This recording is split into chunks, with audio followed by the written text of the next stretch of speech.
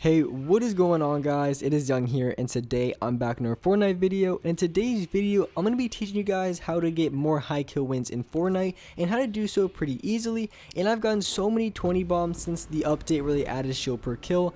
And for this gameplay here in the background is a 27 kill solo squad. So one of my best games that I've had this season and one of the best games that I've had this week. I had a 28 kill that I had just the day before. So you guys will definitely be seeing that video sometime very soon. And before we get into the video, I have a V-Buck giveaway. If you guys want a chance to win some free V-Bucks, all you need to do is to drop a like on this video, make sure you guys subscribe to the channel, turn on my notifications, and leave a comment down below of your Xbox gamer tag, your PSN gamer tag, or Epic account. And as well, if you guys don't already, make sure you guys have me added and supported as a creator. It's super simple to do. All you need to do is go to the item shop, then just tap X and hit support a creator, and then type in my code. It's the same as my gamer tag. Just type in Young Humor and you will have me added and supported as a creator. And alright guys, let's get right to the video. Alright, so like I said, this is a 27 kill solo squad gameplay that I had I think just yesterday. But in this gameplay, I'm going to be showing you guys how to get more high kill wins pretty easily in Fortnite. And in this gameplay, I do believe I come out of retail row with about 9 kills, which is actually kind of insane because I was only able to pick up guys when I came out of my spawn. Usually when I drop 9 or 10 kills at the beginning, I usually kill like 1 or 2 guys right after the weapon. And a lot of times, if you guys are really good at getting good landings, you can actually get 1 or 2 kills just off the spawn right away, because a lot of the players are going to be contesting those, really popular buildings. And for retail row, it could be the block tops where I landed at. For whatever reason, people didn't land here, but at the doghouse, which is the house right next to me that you guys are seeing in front of me, a lot of people are going to be landing at these locations. And if you have very good landing and you can land there first, a lot of times you're going to get the weapon right away, and you're going to be able to pick off maybe 1, 2, or even 3 kills right off the start of the game.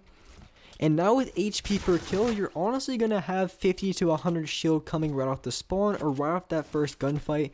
So if you guys really want to get high kill games more easily and more consistently, I would work on having better landings and then trying to get those really contested areas. Because if you can get those really contested areas and you can get the weapon first and get off the kills, you're going to have 50 to 100 shield right off the start of the game. And just having that extra shield advantage right there is going to allow you to play really aggressive and push right off the start of the spawn again. So you're going to have this first few initial kills, and then you're going to be able to push the next few players right away just because you have the extra shield. But if you were to land kind of like at a slower building, which is sometimes it's going to happen because you're not getting the best drop every single time, but if you do land at those kind of slower areas, then it really is going to slow you down and it could cost you maybe even 3, 4, or even 5 kills just because you weren't able to contest some gunfights you normally would have been if you land at those kind of just high areas. And as far as rotating to find more players just to get those high kill games, pretty much the only locations that you kind of want to hover around for the entirety of the game is going to be places like Retail Row, Salty Springs, Dusty Divot, and of course Tilted Towers. Those 4 areas alone, you can just hover around those areas and find a lot of people fighting and a lot of people rotating in and out. So those are going to be the main places that you want to kind of hang around in the mid game. That's going to allow you to find the most players to find in the match. And for those of you guys who have me added on Snapchat, I think I had like 325 plus gameplays in just one day. And honestly, the reason why I was able to find that many players is because I was hitting Tilted Towers and immediately hitting Loot Lake. And if there wasn't anybody at Loot Lake, or maybe there was people there, I would fight them and then immediately push Dusty Divot and find a team there too, and then push towards Salty, maybe even check Retail while I'm at it. So that's the reason why I'm able to find so many players game after game and drop those pretty easy high kill gameplays.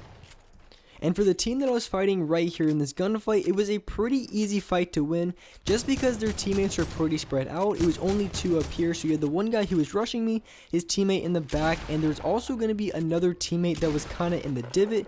And I pretty much just knew this because I saw the players coming up the zipline, so I know their teammates had to been from Dusty Divot. And just paying attention to small things like that is really going to help you out. Because when you're fighting players or fighting players of teams, then you obviously want to try to figure out exactly where his other teammates are, because you don't want to get shot in the back or the side without having any idea where you're getting shot from. So the best way to do it, really, if you don't know where his teammates are coming from, so maybe you see only one guy, the best thing you can do is just kind of assume like maybe where's the next big place, maybe like Salty Springs or Retail Row, and more than likely their teammates going to be rotating from that direction. But if you're kind of in just a tricky spot where you really don't know where they could be coming from, the best thing you can honestly do is just go for high ground. And once you're on high ground, you have a pretty good vantage point on everyone in the map, and you're going to be able to spot the other team and exactly where they're coming from pretty easily just from that high ground, because you can see where everyone's at. So that's what I would honestly do if you have no idea where the rest of his teammates are, is I would go for high ground, and then from high ground you're going to be able to see the rest of his team. Otherwise, if they're coming from behind you and you have no idea, or maybe they're going to be on the roof above you, then it's going to make it even that much harder to win the gunfight.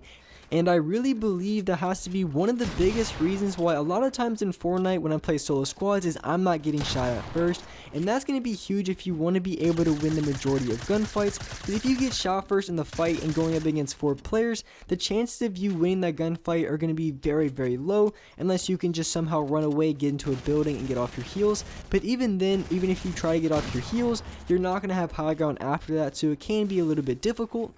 But when you're going throughout the map, if you're keeping high ground or just trying to keep some sort of advantage, then it's going to be very difficult for the other players to get the first shot on you, which is going to set you up for a huge advantage. Because if you're going into a gunfight and you already have a few tags off, and if you're using the heavy AR like I'm using in this gameplay, and honestly the heavy AR has to be my favorite assault rifle in this game, just because it deals so much damage, but you can't spray with it too much because the bloom could be pretty bad on it. But if you're able to get those first 2 tags, which a lot of times you are because of first shot accuracy and the shot afterwards, the bloom really isn't too bad, and you're going to be hitting a lot of the first 2 shots right away anyways.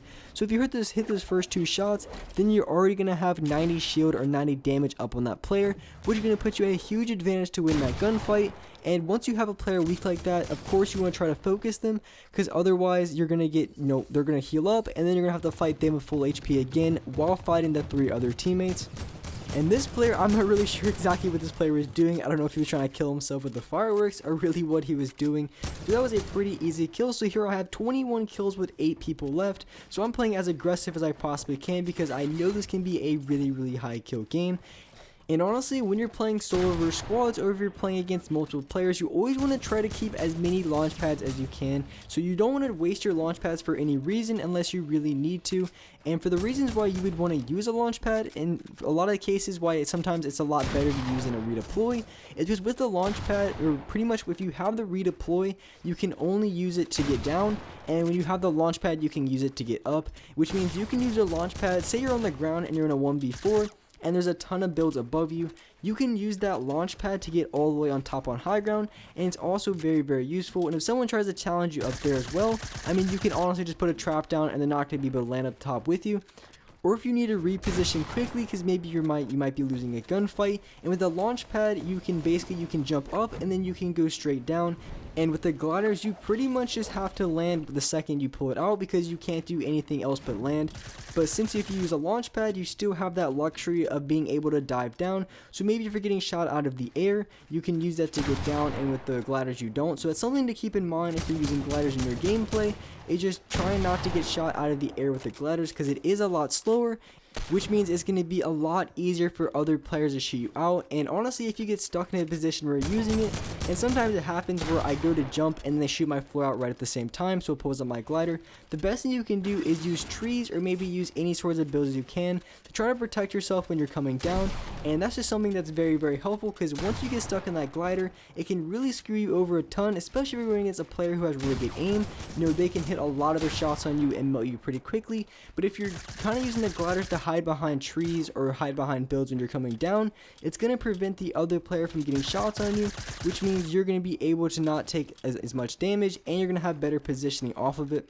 And so here I am fighting the last team in this game, and honestly I knew these players weren't the best of players just because when I was running over here, I was looking to try to figure out exactly where they were, and I just happened to see a brick box right next to the shack that was to my right, and I knew these players weren't going to be top tier players if they were sitting in a brick box in the end game. So here I'm just pretty much just maintaining high ground. I'm not really trying to do too much, not trying to fully commit, because at the same time, even if I know I can completely destroy these players, at the same time they still are able to get those one-shot shotguns, or maybe even a shotgun shot's gonna hit me for a 150 or a 160, and that's probably one of the worst things that could happen. So I'm keeping a little bit of a distance, and by doing that, I'm gonna prevent myself from getting hit from a lot of damage, but at the same time, I'm gonna be picking off their shield and picking off their HP, playing it really, really slow. And as you can see, I'm kind of just sitting back a little bit, not really pushing too hard because I don't want to get shot for 120, 150 damage. So I jumped down and hit this player for a pretty good shot of about 80 or 90 damage right there. So I knew he was going to be low, and I finished him off with another 87 pump shot. And there we go for a 27 kill solo squad gameplay. And with that being said, that's wrap up for this video. Hope you guys enjoyed this video. Hope you guys liked it. And if you guys could, drop a like on this video. Make sure you guys subscribe to the channel if you haven't already. Turn on my notifications so you're notified for every single new video. And alright guys, I'll see you next video.